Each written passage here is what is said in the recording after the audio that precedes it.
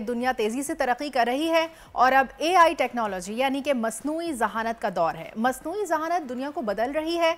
आप या हम चाहें तो एआई की मदद से वीडियो में अपना चेहरा भी बदल सकते हैं और अपनी आवाज़ को दूसरी ज़बान में बोलने के इस्तेमाल कर सकते हैं। हत्ता कि खुदकार तौर पर ईमेल्स का जवाब देना, हमारे लिए ईमेल्स लिखना, हमारी पढ़ाई में हमारी मदद करना, हमारे काम में हमारी मदद करना और इसके अलावा सेहत से मुतालिक मशवरे देना, एक वर्चुअल असिस्टेंट के तौर पर काम करना। इस वक्त हम एक नए आलमी इनकलाब का मुशाहिदा कर रहे हैं, लेकिन इस एआई के दौर में हमारे तब्दील होते माशरे में हमारी अपनी पहचान तो कहीं खो ही नहीं जाएगी। क्या कहते हैं आप इस पर? बिल्कुल ये ऐसा ही है, बल्कि मैं इसके ऊपर कुछ खास कह नहीं पाऊंगा। इस पर कहने के लिए हमारे साथ एक्सपर्ट मौजूद हैं। डॉक्टर सारा आलम यहाँ पर मौजूद हैं, जो कि सोशल साइंटिस्ट भी हैं और एआई के ऊपर काफ़ी काम भी करेंगे। अस्सलाम वालेकुम डॉक्टर साहिबा, वेलकम टू द शो।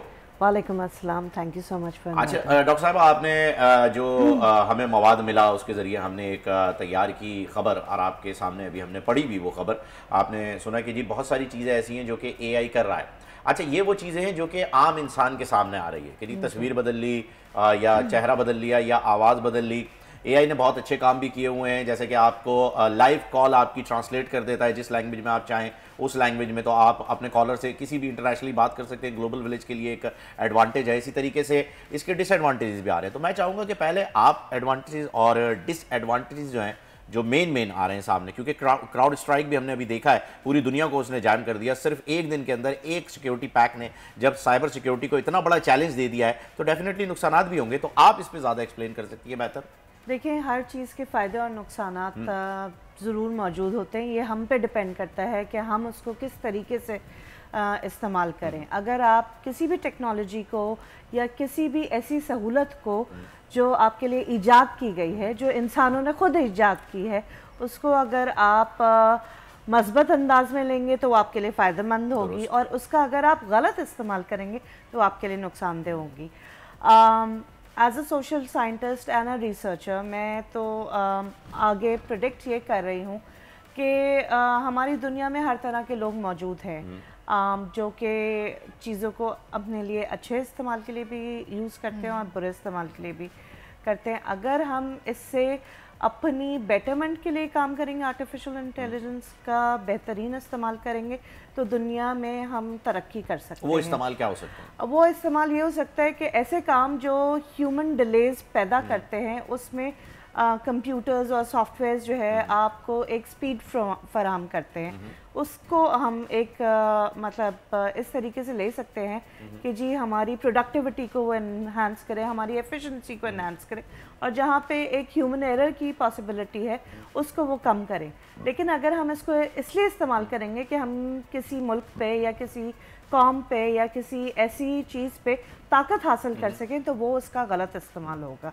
तो we have to balance out कि how we use AI for our advantage. अच्छा ये बताइए कि अभी हमने जैसे कहा कि हमारी ही शक्ल यूज़ करते हुए, हमारी ही आवाज़ यूज़ करते हुए कोई दूसरा उस पर सब्जेक्ट भी आ सकता है, तो जैसे कि न्यूज़ एंकर्स हैं, क्या वो भी रिप्लेस हो जाएंगे इस तरह से? क्या ह्यूमन रिसोर्स? नहीं, आपकी जॉब सिक्योर रहेगी।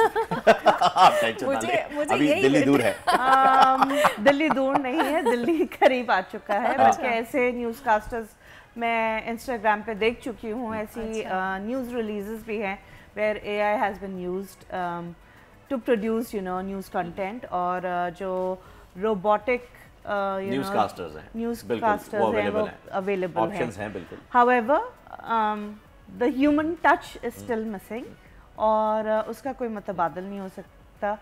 एज अ रिसर्चर हम टेक्नोलॉजी के बेहतरीन इस्तेमाल को प्रमोट ज़रूर करते हैं, लेकिन ह्यूमन रिप्लेसमेंट को सपोर्ट नहीं। अच्छा, अब ज़रा न्यू एज के जो हैं, हम बाबेश की बात कर लेते हैं। एलन मस्क, जिनको अगर मैं बाबेश कह रहा हूँ तो शायद गलत नहीं कह रहा हूँ, क्योंकि आजकल उन्हीं का चर्चा है हर जगह।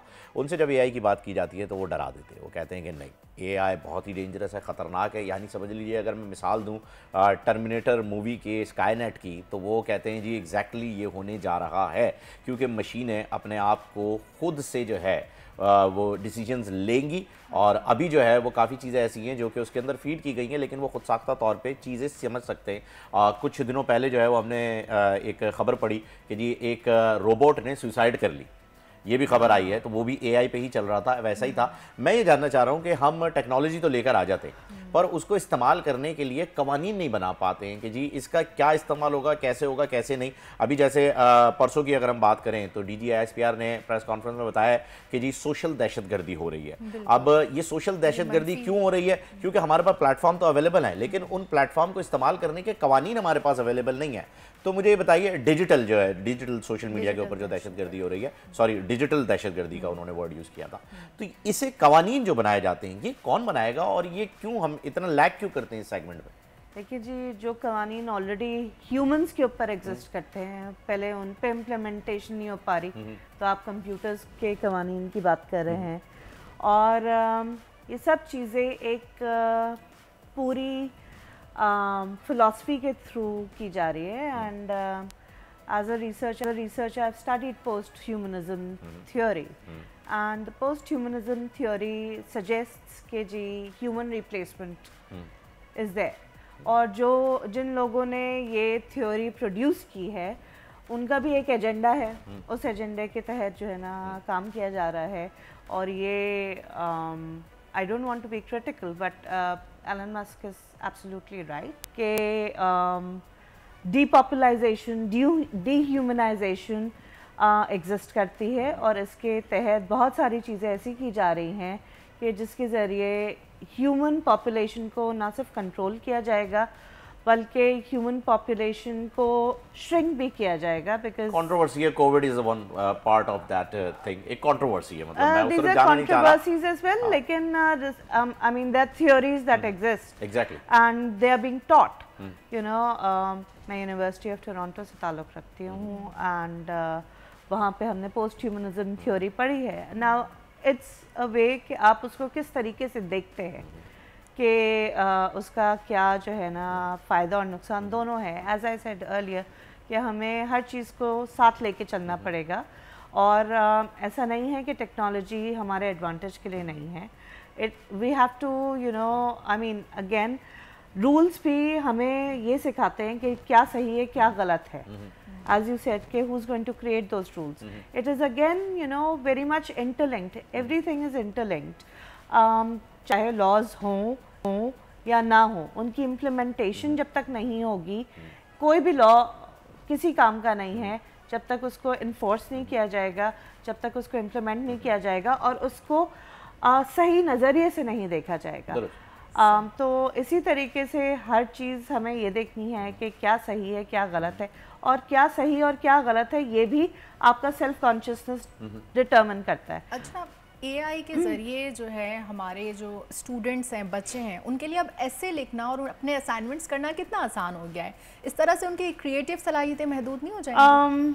बिकॉज़ मैंने यूनिवर्सिटी ऑफ टोरंटो में पढ़ा भी है, और वहाँ हमें एक डिस्क्लेमर फॉर्म साइन करना पड़ता है कि अगर हमने कोई भी चीज़ ChatGPT या आर्टिफिशियल इंटेलिजेंस के किसी भी सॉफ्टवेयर से जो है ना ली है, बिकॉज एज यू से एसेज लिखना आसान हो गया है, थिंग्स लाइक दैट, लेकिन रिसर्च जब आप कर रहे होते हैं या कोई एकेडमिक पेपर लिख रहे होते हैं उसमें आपको रेफरेंसिंग करनी पड़ती है। The same way if you are writing or seeking help from ChatGPT, or and it's not just ChatGPT, there are like there are 50 other softwares. वो नाम उसका ChatGPT से मशहूर हो गया है, but there are many softwares. But there are many softwares, तो वो उसका आपको रेफरेंसिंग देनी पड़ती है। And let me be honest, मैंने थोड़ा बहुत, बिकॉज मैं पेपर्स लिखती हूँ, मैं बुक्स लिखती हूँ, रिसर्च आर्टिकल्स लिखती रहती हूँ, तो मैंने I have gone through it, but sometimes it's not necessary कि जो आप लिख रहे हैं वो 100% एक्यूरेट है। जब तक आप किताबें नहीं पढ़ते, जब तक आप उसको अंडरस्टैंड नहीं करते, अगर आप किसी सॉफ्टवेयर की मदद से वो लिख रहे हैं तो आपकी अंडरस्टैंडिंग नहीं है, आप सिर्फ आपको किसी ने प्रोड्यूस, एक तरह से आपकी क्रिएटिव सलाहियत तो दब गई ना। क्रिएटिव सलाहियत भी दब गई, और ये it's almost like cheating, you know, फर्रे का काम कर रहा है। एग्जैक्टली।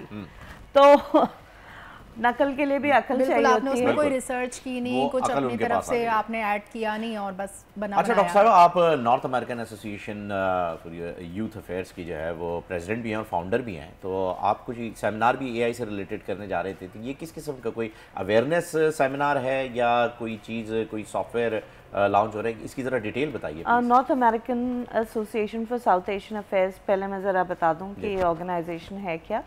ये एक ऐसा इदारा हमने इंटरनेशनली कनाडा में रजिस्टर किया है, जिसके ज़रिए हम साउथ एशियन लोगों के मसाइल के ऊपर बात कर रहे हैं। इस तरीके से साउथ एशियंस अपने आप को प्रोमिनेंट कर रहे हैं दुनिया भर में।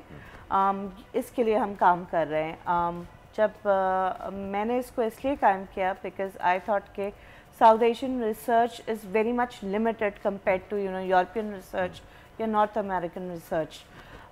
तो इस वजह से हमने इस इदारे को कायम किया कि हम रिसर्च कर सकें। आर्टिफिशियल इंटेलिजेंस के ऊपर हमारी एक यूरोप में कॉन्फ्रेंस होने जा रही है नेक्स्ट ईयर। उसमें we are going to talk about कि एआई को हम किस तरीके से साउथ एशिया में यूज़ कर सकते हैं पॉजिटिवली, नॉट नेगेटिवली, और किस तरीके से इसको डिफरेंट जो फील्ड्स ऑफ लाइफ है उसमें इंटीग्रेट कर सकते हैं। तो इस हवाले से कॉन्फ्रेंस है जिस पे हम साउथ एशिया के मुख्तलिफ ममालिक से लोगों को बुलाएंगे, उसमें मुकाले पढ़े जाएंगे, लोग डिस्कशंस करेंगे और वे फॉरवर्ड डिस्कस किया जाएगा। अच्छा, हेल्थ सेक्टर में इसके क्या अफादियत हो सकती है एआई की? हेल्थ सेक्टर में बेसिकली इस वक्त तो ये एक कंसल्टेंट के तौर पे जो है ना डॉक्टर्स को सपोर्ट करने के लिए इन देयर डायग्नोसिस और रिकमेंडेशंस के तौर पे यूज़ हो रहा है। In the near future possible years to come, it may even replace the doctors, अच्छा, वो कैसे? Because there would be robots that robotic would be operated, exactly, उसके वो भी हो रही हैं, इस वक्त ट्रायल भी चल रहे हैं। तो सर्जरी से लेके हर चीज़, सर्जरी से लेके हर चीज़ तक जो है ना इसकी वो है। बट राइट नाउ इसको बहुत लिमिटेड तौर पे यूज़ किया जा रहा है in terms of diagnosis, analysis और स्टडी रिपोर्ट्स जो है उसको एनालाइज करने के लिए एआई को हेल्थ में यूज़ किया जा रहा है। और ना सिर्फ हेल्थ में बल्कि एग्रीकल्चर तक पे जो है एआई यूज़ की जा रही है कि किस तरीके से क्रॉप मॉनिटरिंग एआई कर रहा है, सॉइल डायग्नोसिस तक जो है एआई वो कर रहा है, everything. And apart from that अब सेल्फ ड्राइविंग कार्स आ गई हैं, तो ट्रांसपोर्टेशन इंडस्ट्री में भी जो है एआई इज बीइंग यूज्ड।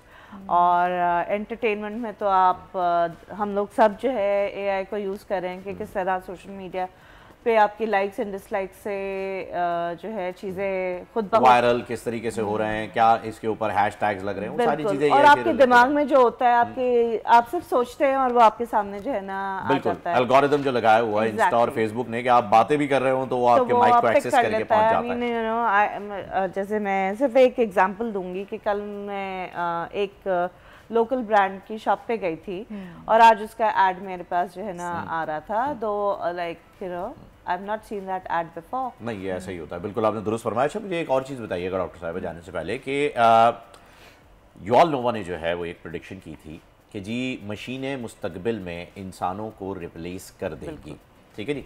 और इसके ऊपर रिसर्च भी हुई, इस पर बहस भी हुई, काफ़ी कॉलम्स भी लिखे गए, थ्योरीज भी पेश की गई। और अगर हम देखें तो अंदाजे के मुताबिक 90% जो थ्योरीज़ हैं, जो कॉलम्स हैं, जो आर्टिकल्स हैं, वो इसे सपोर्ट कर रहे हैं कि ऐसा ही होगा। अगर ऐसा होता है तो फिर इसके नुकसानात इंसानों के लिए, हम तो बहैसियत इंसान ही सोचेंगे ना इस चीज़ को, हमारा इसमें फ़ायदा क्या है? देखिए, जो वॉर भी होती है उसका कोई फ़ायदा नहीं होता, लेकिन फिर भी वॉर होती है, ठीक है ना। तो टेक्नोलॉजी का कोई फ़ायदा ज़रूर है, लेकिन उसके नुकसानात भी हैं और ये हम ह्यूमंस ही जो है क्रिएट कर रहे हैं। हमसे पहले भी सिविलाइजेशंस रही हैं और वो किसी ना किसी वजह से ही श्रिंक हो गई या नॉन एग्जिस्टेंट हैं। The same way I think हम भी उसी डायरेक्शन में जो है जा रहे हैं, जहाँ हम खुद ही ऐसे अवामिल क्रिएट कर रहे हैं कि हम में ही सबसे ज़्यादा जो है उसका नुकसान यानी कुल्हाड़ी में अगर लकड़ी का दस्ता नहीं होता तो दरख्त के कटने का रास्ता नहीं होता। Exactly. Thank you so much doctor साहिबा, आपने बड़ी डिटेल गुफ्तगू की इस पे, और नाजरीन को भी जो है वो पता चल गया होगा कि जी एआई के जहाँ फ़ायदे हैं वहाँ नुकसानात भी हैं। अरिजीत के गाने अपनी आवाज़ के अंदर कन्वर्ट करके अपलोड कर देना सिर्फ एआई का काम नहीं है, आप पढ़ें उसके बारे में और मेटा वर्ल्ड से जो है वो कनेक्ट हो जाइए। सब्सक्राइब करें और बेल दबाएं ताकि कोई खबर रह न जाए।